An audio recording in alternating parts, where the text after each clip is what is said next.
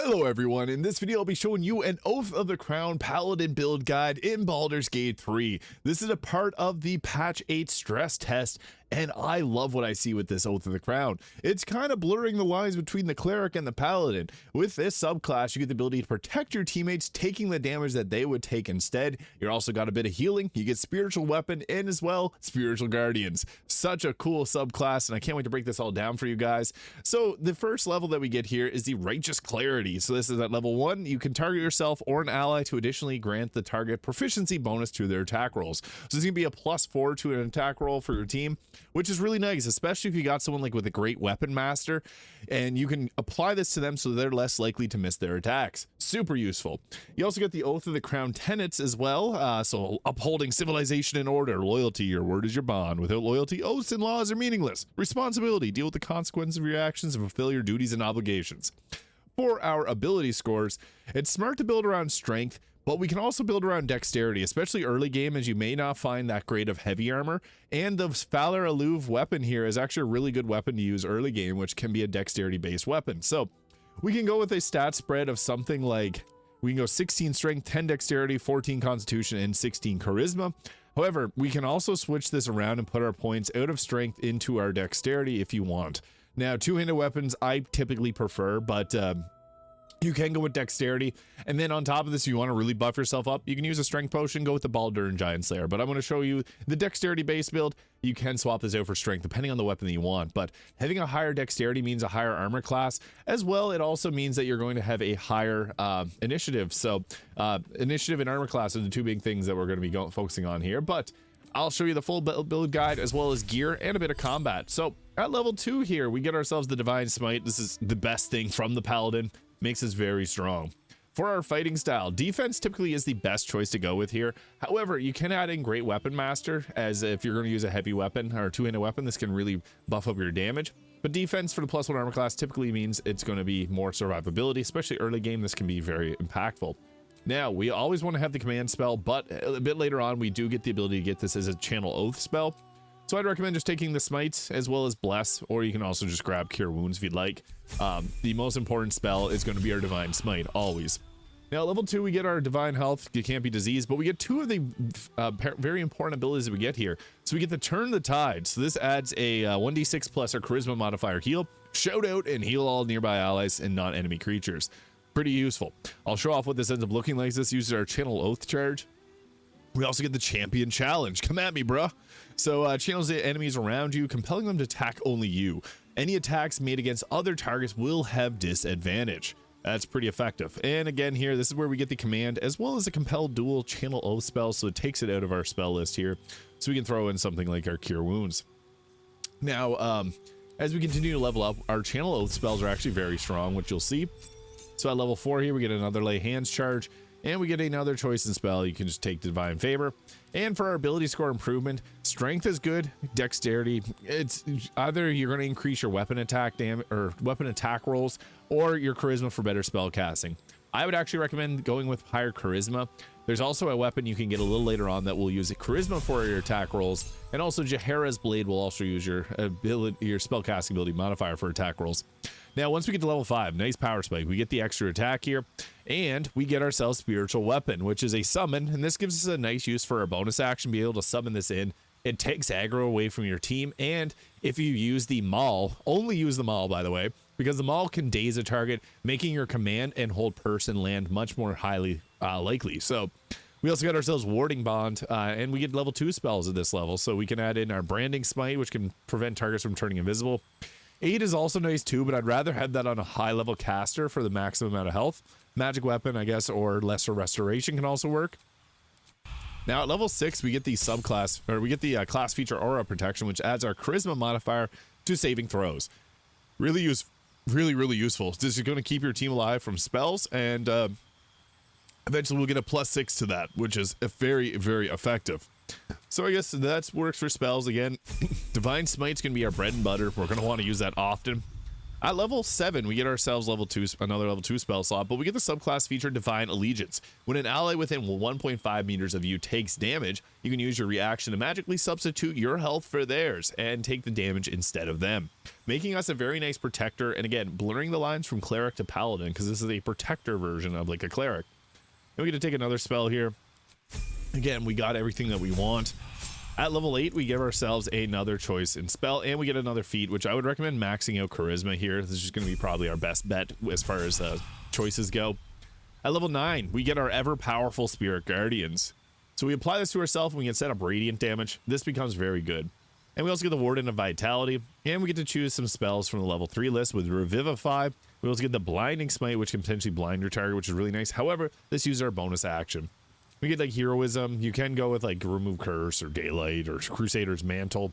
Even Elemental Weapon can be pretty nice because you can add cold damage to your weapon, and use the Snowburst Ring, which make ice surfaces whenever you attack people. So there's some cool little synergies you can do there, but we're mostly, again, going to be focusing on radiant damage.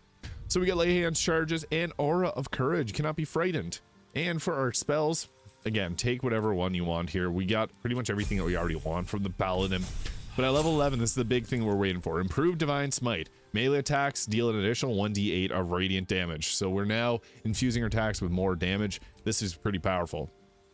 And for our next level spell, I guess again, take whatever you want. We already got Divine Smite. It's all we really need. For the final level, you can go with ability score improvement, take up your dexterity or strength. You can also go with a choice to take the alert feat for the +5 to initiative. However, I actually think that adding in the War Cleric is a good choice here, because when you take the War Cleric, what this does is it gives us a bonus action attack, 3 of them. So this will further allow us to keep dealing damage, and we can also smite on them. We don't get that many prepared spells, but Create Water can be useful for setting up the team.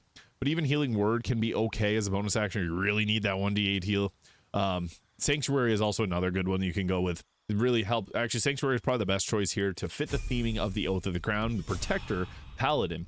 Now, what this ends up looking like as far as gear options go, the Birthright Hat is going to be our best choice for helmet. However, early game, you can go with the Helmet of Arcane Acuity, which will stack up spell save DC, and the Holy Lands Helm. Whenever a target misses, they can take radiant damage, and I further can enhance that by taking the Luminous Gloves. Whenever the wearer deals radiant damage, the target receives 2 turns of radiating orbs. Rad orbs will reduce the target's attack rolls by 1, so when you stack these up, you're further protecting the team. So I think that this actually works out well for the purposes of this build.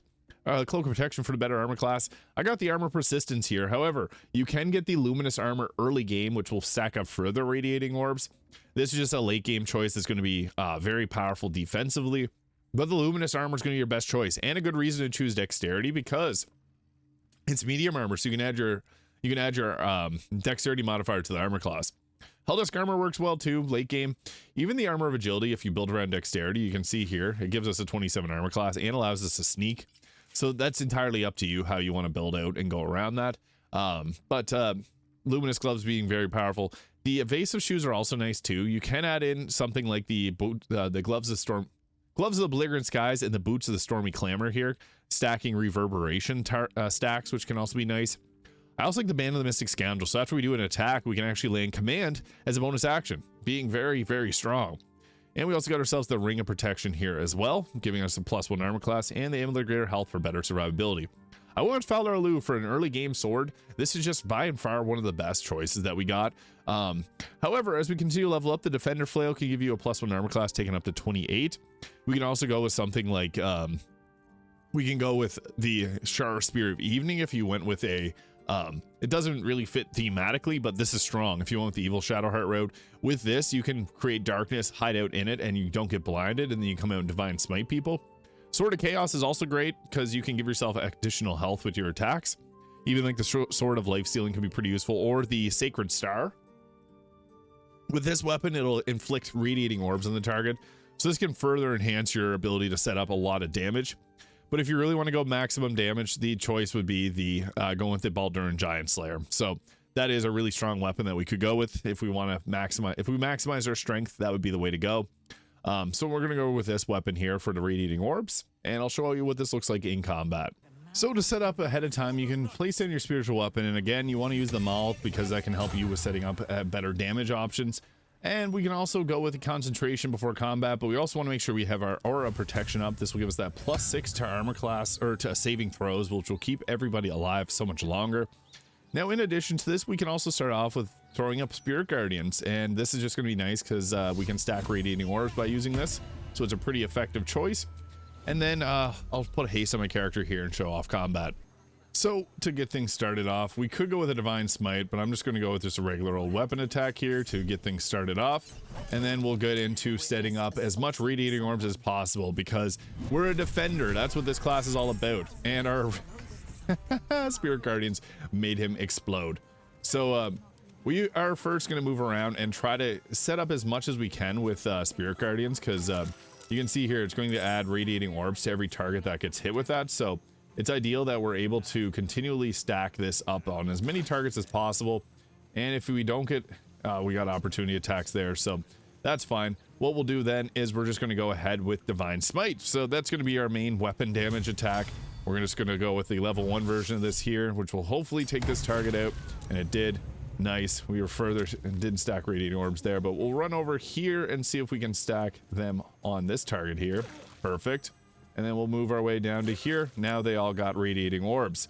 And the beautiful thing about this is we get extra attacks, so we can go ahead and stack up more Radiating Orbs if this doesn't take out the target, and it did. So pretty strong. Then we get the bonus action attacks from the War Cleric, which is pretty great. Or we can also use command with the since we have the Band of the Mystic Scoundrel, we can either do a bonus action attack or we can do a bonus action spell. So with this, we can just use this on a caster of sorts. I would recommend going after any target that has spells because they are going to be annoying to deal with otherwise. 88% chance of landing that, and we got counterspelled. Of course we did, and we used our Lith ability to take them out. So perfect. We'll just end our turn there. And we're a protector. I am just going to use, for the most part, just try to not do too many overpowered attacks here, just because I do want to show off what this ends up looking like. So I will just use, because this class is a defender, I typically don't use my team whenever doing this, but I will for the purposes of this video, just because I need to showcase what this class is all about. So I guess we'll drop down an Ice Storm right here. Oh, of course I hit myself. I don't know why Gale moved into that. So our worst nightmare happened. We just got ensnared, so we can't run around spreading our Radiating Orbs. So this target just jumped right into my Spirit Guardians and died. So that just goes to show how nice Spirit Guardians are, especially on the Oath of the Crown Paladin. And also being able to knock people go prone is even better because, yeah, you want to... I always like having ice spells there just for the crowd control purposes. And I guess for this turn, we'll try and get ourselves out of this. We need to take out this target here because he's got the concentrate. Oh, I'm no longer stuck there, so it's actually perfect. But if I move too close to there, we'll get mind broken, unfortunately. So you can see there, Spirit Guardians is strong. Something we definitely want to have up as much as possible. So we don't really have any options as far as attacks go because we're trying to get these targets to come a little bit closer. So the Dawnburst Strike from this weapon would be nice too, or Divine Smite, but we can also just focus on protecting our team so we can draw the aggro of an enemy. So using our, I guess I can't use my Chill Oaths because I broke my oath by attacking these targets, so we don't get to turn the Tide or Champion Challenge, but typically you would use that to make it so that they don't attack your team. Unfortunately, I'm not able to do that, so we're just going to use our Lith abilities because why not? We're already broken our oath. Mind Blast is pretty strong too, so boom, that took out one of those targets, and then I guess we can just go with a ranged weapon attack here to deal with the other one there.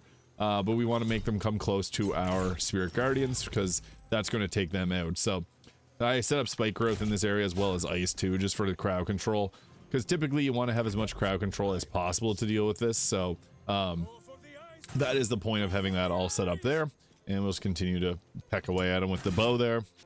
So again, we want to get ourselves in close range to the enemy because with this we're able to smack them with our Spirit Guardians there. Unfortunately, do not have the room to get there, but what we can also do, not always the best choice, but it's a choice, we can always just use dash to get in position to be able to hit them with the Spirit Guardians, because it can do things like that. You run around like a Beyblade ripping them apart, and then there's one more target right over there which we don't have enough room to get towards, But we do have a bonus action, so what we can do with this is we can keep one of our teammates alive. Gale is looking pretty squishy there, so you can pop a Sanctuary down on Gale, and this fulfills our role as a protector. So I'm just going to skip their turns, and then we can show off what this is really about. Unfortunately, I can't show off that ability to make it so that it won't target the enemies there, because yeah, I unfortunately broke the oath, but Champion's Challenge is really nice for that. Just because it'll make them not target anyone but yourself, and that should be it there. Perfect. So that is the Oath of the Crown Paladin in Baldur's Gate 3. Let me know your thoughts in the comments below as I break my oath. Hit the subscribe button if you enjoyed this video, and I'll see you all in the next video.